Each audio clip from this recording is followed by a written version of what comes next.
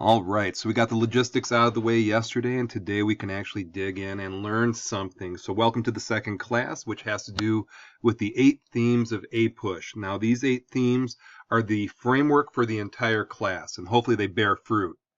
You get it because there's fruit there? Bear fruit?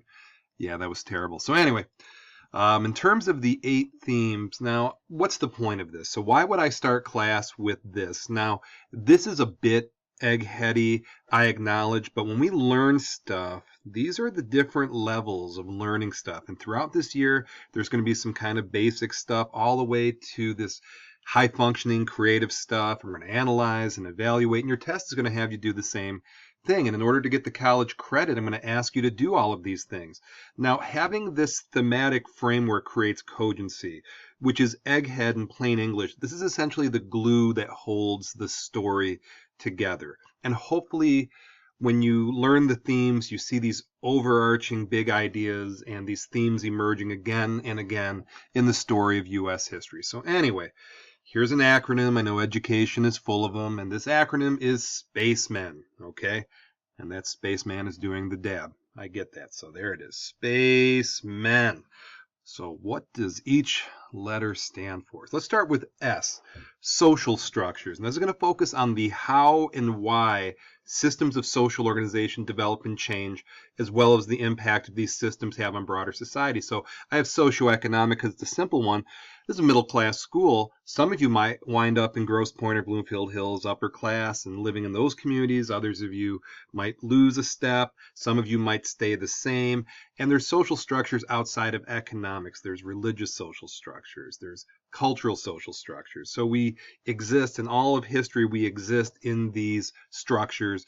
And I know this won't be covered in U.S. history, but if you look at world history, things like feudalism and the caste system of India, and those sorts of things. So the S stands for social structures. Okay. Now the P, politics and power. Now this focuses on how different social and political groups have influenced society. Now if you look at these 6 presidents, they have 6 different stories, 6 different things emerged during their time. They are associated with different things. Some people think positively of certain individuals, some think negatively, but whoever's in power is going to alter the story on a very, very simple level. So the P stands for politics and power.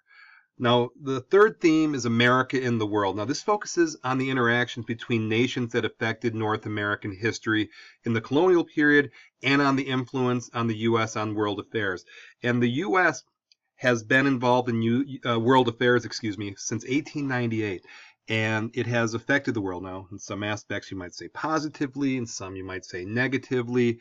But America is in the world. We mix with the world, and when we do, different outcomes happen. So that's the third theme of America in the world. Now, the fourth theme, American and regional culture. This focuses on the how and why national, regional, and group cultures developed and changed, as well as how culture has shaped government policy and the economy.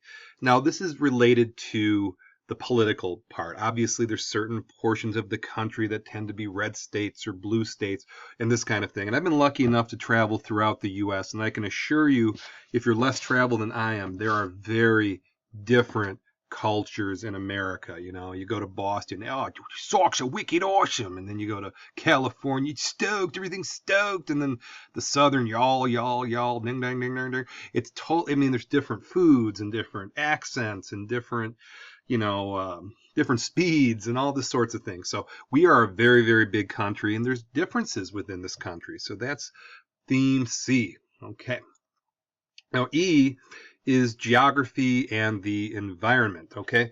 And this focuses on the role of geography and both the natural and human-made environments and the social and political developments of what would become the U.S.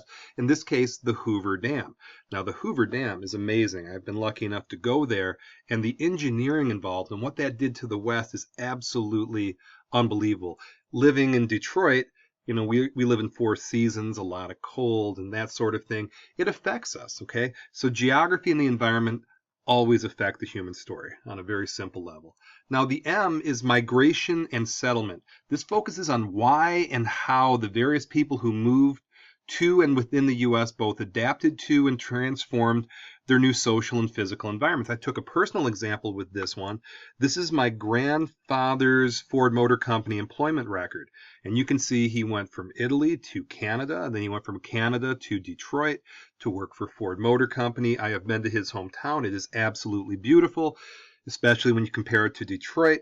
But he came here, okay? Why did he come here, okay? And everybody has a story. In this classroom, and I think a lot of people have Southern roots. Some people have European, Southern, Eastern European roots. Some people have family in America that have been around for generations and generations. So we all have our own story. But at a certain point, we all moved for some reason. Push, pull migrations, that sort of thing. So M is that theme. Okay, now E, we're getting toward the end here, work exchange and technology. This focuses on the factors behind the development of systems, economic exchanges, particularly the role of technology, economic markets, and government. So essentially, how are people making their money? What tools are being used to make that money? Okay, and that's E. And then the last one is N, American national identity. This focuses on how and why definitions of American and national identity and values have developed among the diverse and changing population of North Americans, as well as related topics like citizenship, constitutionalism, foreign policy, assimilation, American exceptionalism. Right now, there's a movement to really control. It's being taught in certain states' history to try to reinforce this, patriotism and national identity and, American exceptionalism. America's the greatest country ever. We're going to last forever. Nobody's like us, that sort of thing. And that's very much a hot button topic right now. So anyway, those are the themes. And here's the source. Now, there it is. Okay, because I'm going to ask you to source out your stuff. So I don't want to be a hypocrite on our first day. And again, that Spacemen acronym are the themes. Now, I don't expect you to remember all 8 of these on the first day, but by the time we take our exam in the springtime, these are going to be very self-evident. So I'm going to have you do an assignment. It is not a beat you up assignment. It's only our first day and that sort of thing. So what I'm going to ask you to do is take these thematic things that are in theory, but change the scale to something personal. So for S, the social structures. What social structures are you personally presently part of right now? Politics and power. What are your political beliefs and affiliations? You might not have any. Maybe your family has those. How does politics affect you?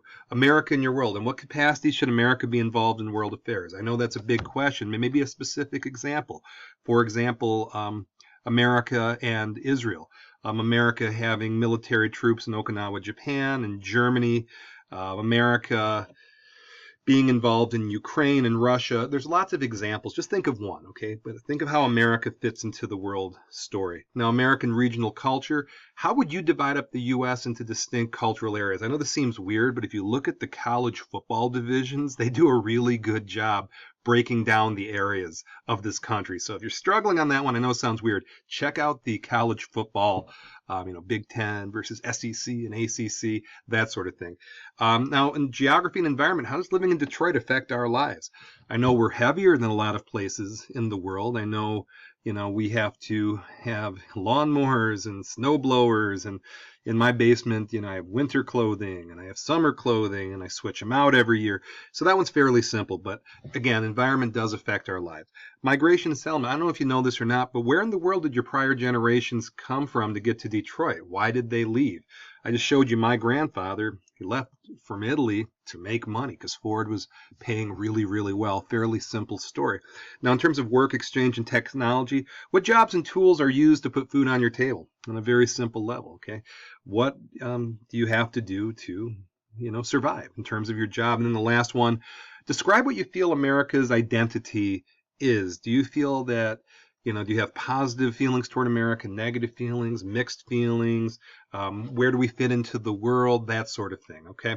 So hopefully when you go through this, you can connect the themes to your personal life. So that is it. And then tomorrow we're going to move on to historical thinking skills, and then we're going to start digging into the actual content of the book. So thank you for watching.